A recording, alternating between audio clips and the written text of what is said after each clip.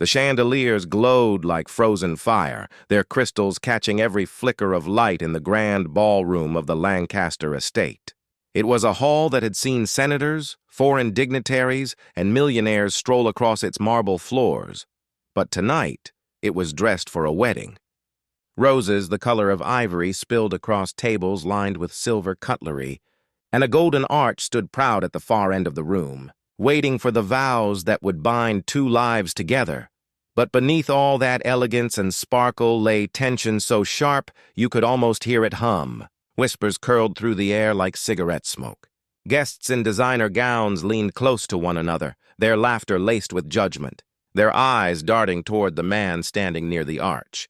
His name was Marcus.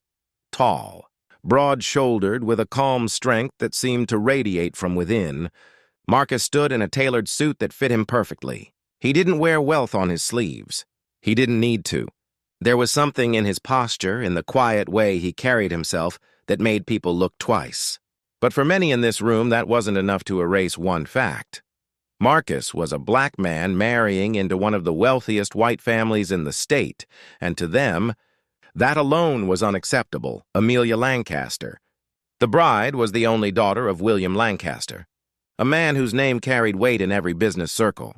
The Lancasters weren't just rich, they were legacy rich. Their wealth stretched back generations, their family tree dotted with oil tycoons, shipping magnates, and politicians. William Lancaster had envisioned a son-in-law who would not only fit their social circle but expand it, an heir with a pedigree, a surname that opened doors, and a portfolio to match. What he got instead was Marcus. The guests could see the tension in William's face even as he stood at the edge of the crowd, his jaw tight. His whiskey glass clutched so hard the ice clinked nervously against the crystal. He hadn't wanted this day to come. He had fought it, delayed it, argued, and even threatened. But Amelia had stood firm. She loved Marcus with a certainty that defied the sneers and the warnings. And now, on the most lavish stage her family could afford, her father was forced to endure what he considered a humiliation, a black man daring to walk down their aisle, daring to stand where generations of their own kind had stood. The string quartet began to play softly in the corner, the delicate notes unable to cover the whispers rising like a tide. "Did you hear how they met?" one woman murmured. "She was studying at Yale, wasn't she? And what does he do again?" another asked, her tone sharp with skepticism.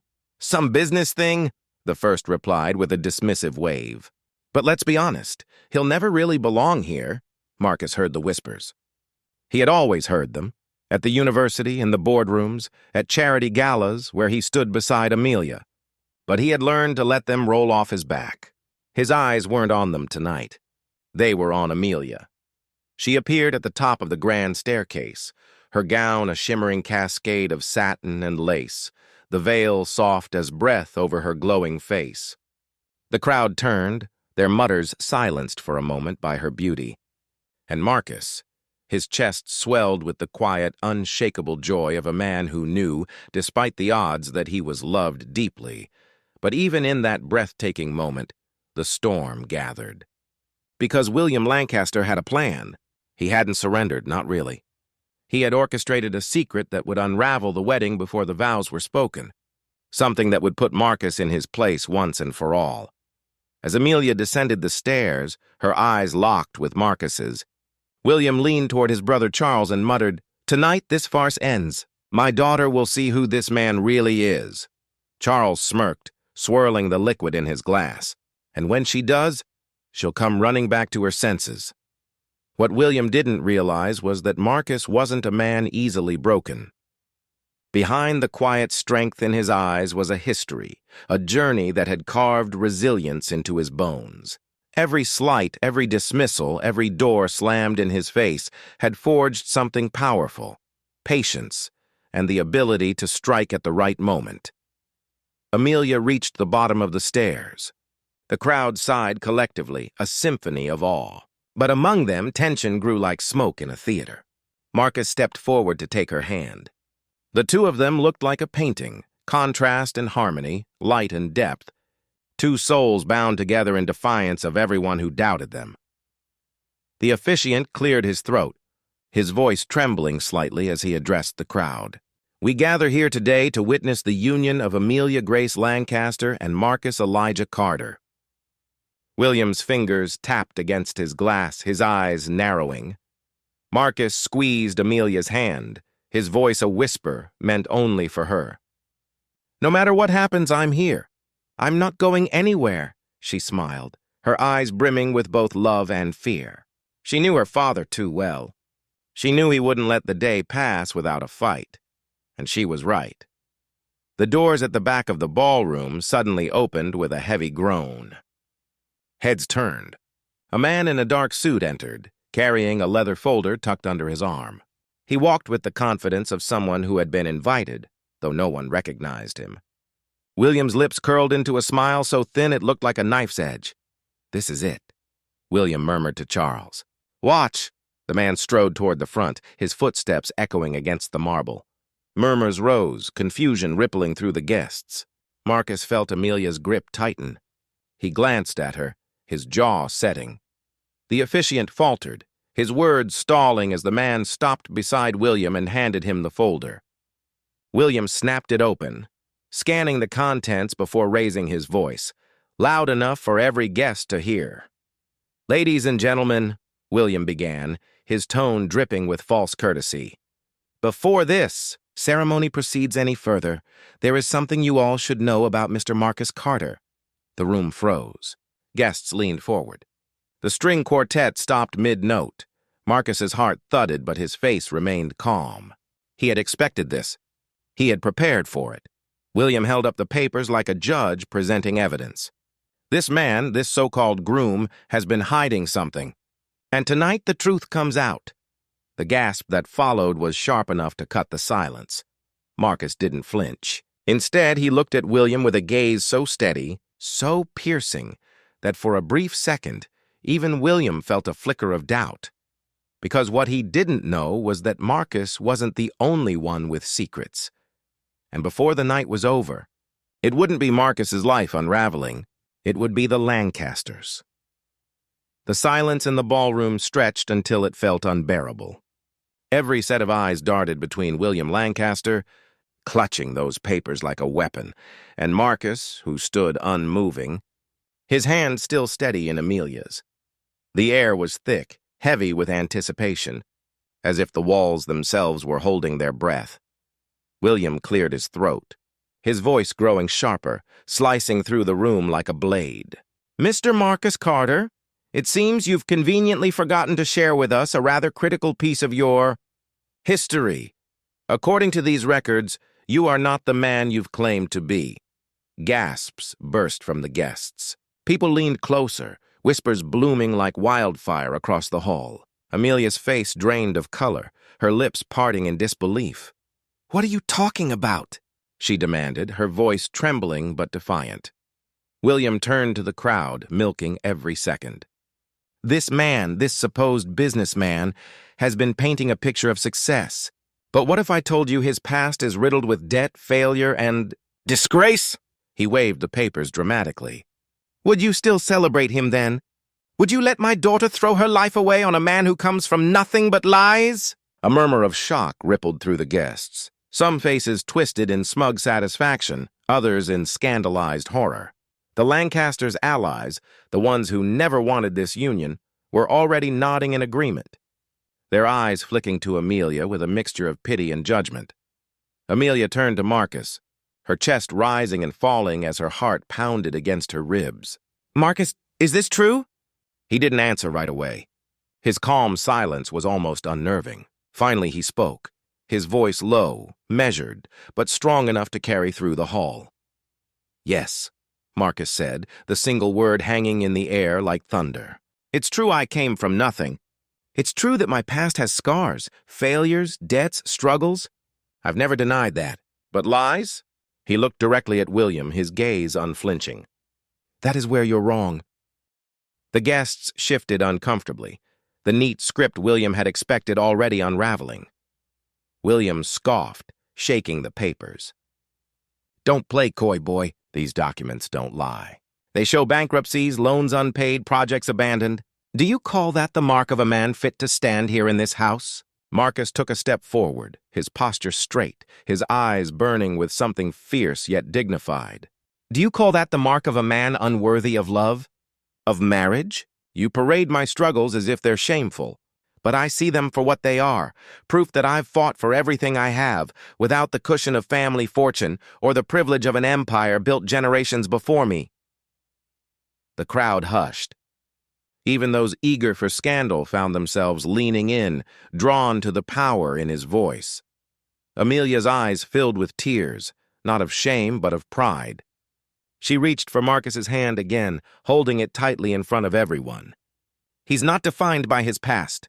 He's defined by who he is now, and that's the man I love."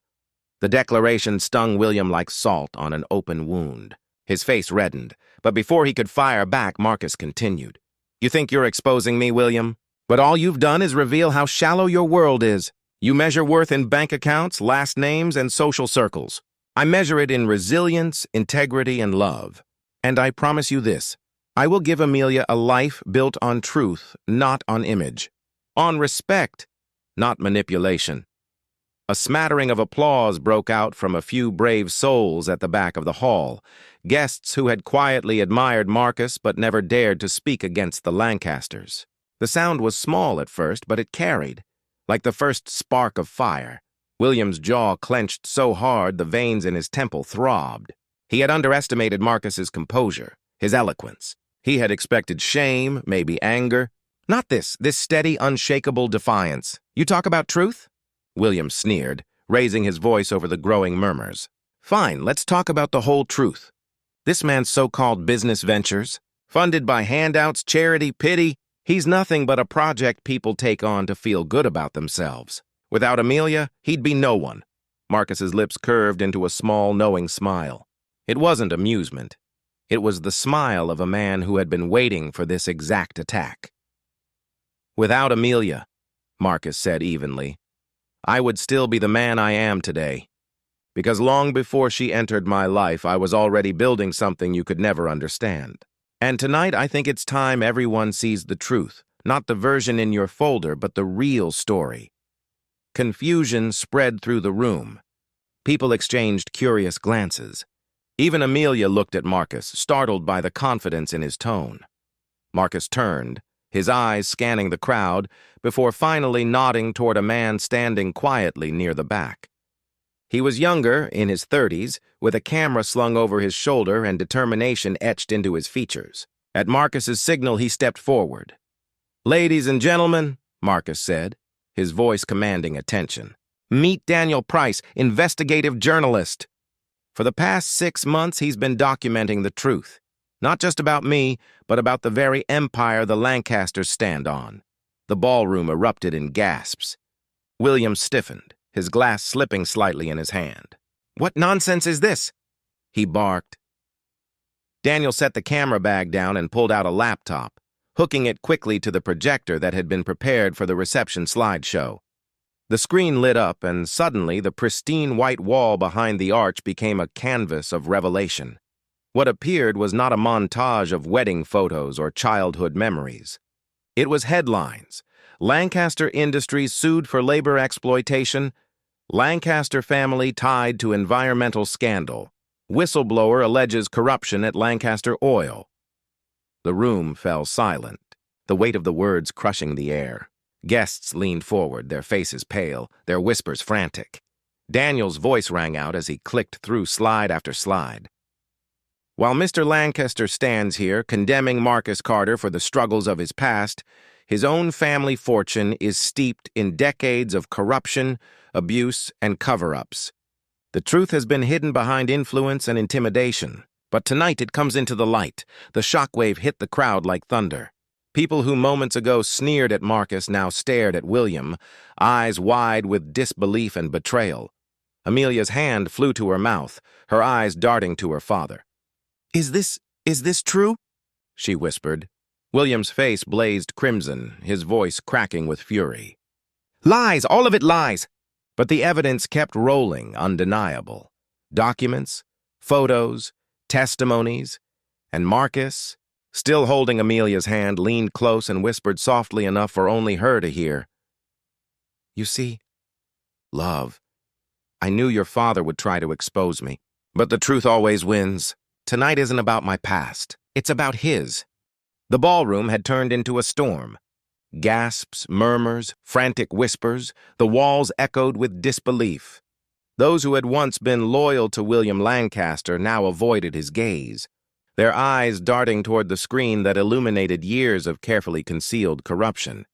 Marcus stood still, his presence a steady anchor amid the chaos. His calm contrasted so sharply with William's fury that it only heightened the drama unfolding before everyone's eyes. William lunged forward, jabbing a finger at the journalist. "Turn that off, now! This is a private event. You have no right." Daniel's voice didn't falter. "The people always have the right to know the truth, Mr. Lancaster. And tonight, this room deserves to see the man you truly are." The projector rolled on. Images of underpaid workers, toxic spills poisoning rivers near Lancaster-owned factories, and confidential documents signed by William himself filled the screen. The once glamorous ballroom had become a courtroom, with the crowd acting as jury and Marcus standing as a quiet prosecutor.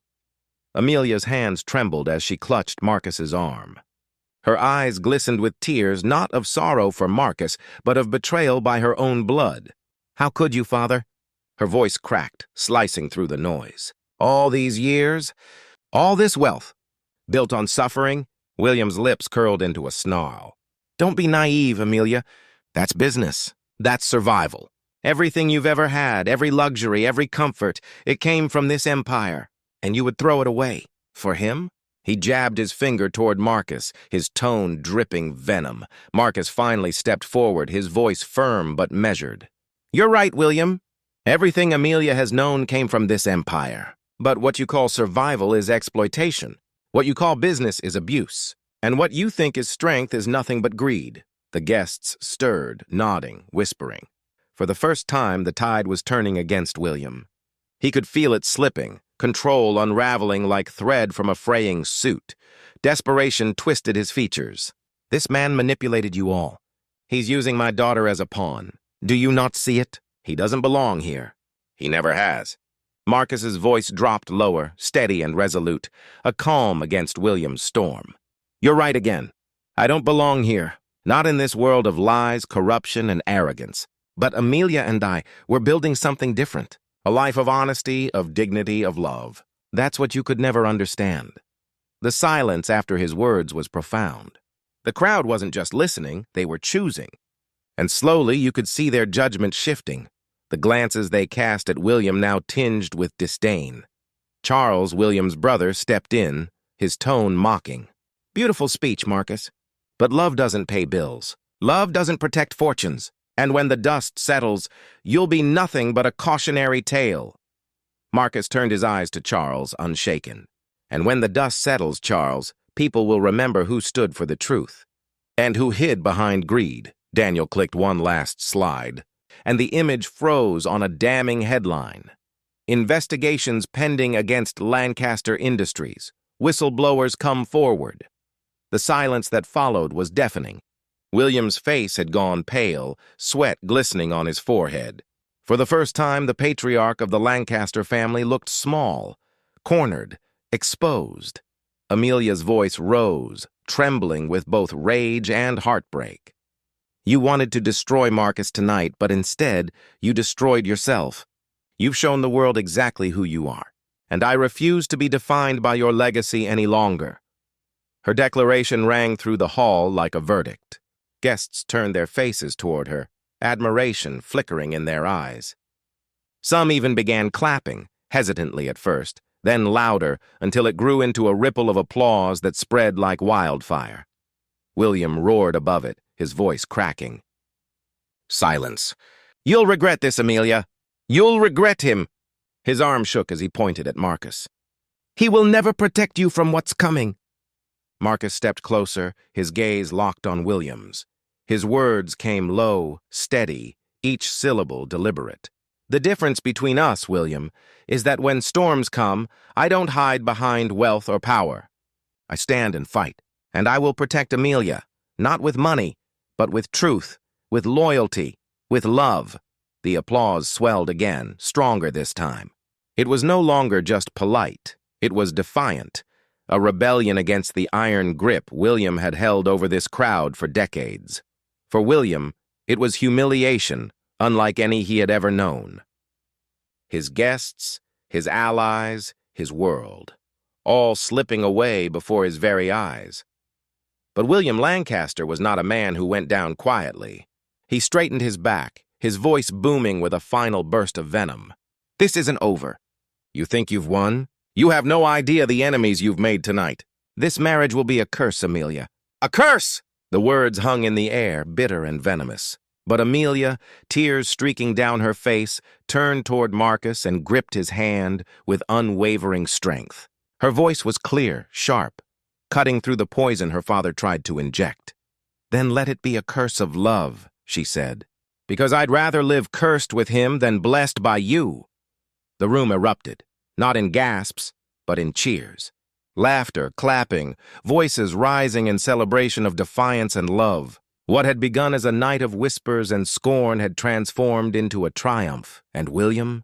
He stormed out, his brother trailing behind him, their legacy crumbling in the eyes of everyone they once ruled. As the doors slammed shut behind him, Marcus turned to Amelia. She gazed at him through her tears, a smile breaking through the pain. He brushed a strand of hair from her cheek and whispered softly, "It's just us now, just us against the world."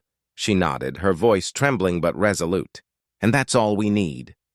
The officiant, who had been frozen in shock, finally cleared his throat, a smile tugging at his lips. "Shall we continue?" The guests laughed softly, the tension broken, replaced with an atmosphere alive with support. And so, in the grand ballroom, once dominated by whispers of doubt, Marcus and Amelia prepared to say the words that would bind them forever. But what neither of them knew was that outside the walls of the Lancaster estate, forces were already stirring. Journalists were on the phone. Investors were pulling out. The empire William had spent decades building was beginning to collapse. And with that collapse, danger was coming, not just for him, but for Marcus and Amelia too. Because love stories like theirs never end at "I do." They only begin.